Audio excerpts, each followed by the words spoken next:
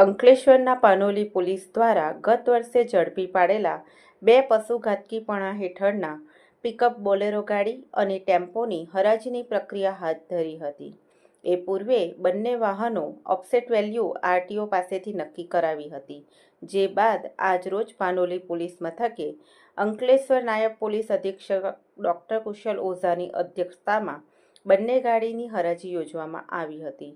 જે દરમિયાન એક ગાડીની હરાજી થઈ શકી ન હતી, જ્યારે અન્ય એક બોલેરો પિકઅપની હરાજી શરૂ કરાઈ હતી, જેમાં તેની ઓફસેટ વેલ્યુ કરતાં વધુ કિંમત હરાજીમાં આવતા 3.6 લાખ રૂપિયામાં હરાજી કરાઈ હતી.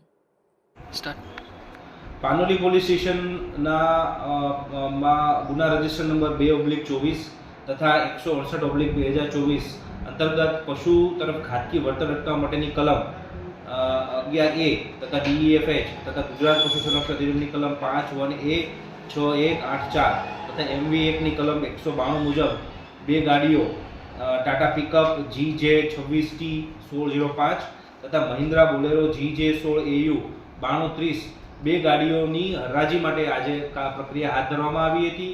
આ બંને ગાડીઓની અપસેટ વેલ્યુ જે છે તે આરટીઓ દ્વારા આપવામાં આવી હતી, જેમાં એક ગાડી ટાટા પિકઅપનું લો બિડિંગ થયેલ હોવાથી તેની હરાજી થઈ શકવા પામેલ નથી, જ્યારે મહિન્દ્રા બોલેરો GJ 16AU 9230 જે છે જેની અપસેટ વેલ્યુ કરતાં ઉપર બોલી લગાડતા આજે તે ગાડીની હરાજી કરવામાં આવી છે, જેમાં સરકારશ્રીને અંદાજે 3,06,000 જેટલી કિંમતની એમાં હરાજી કરી અને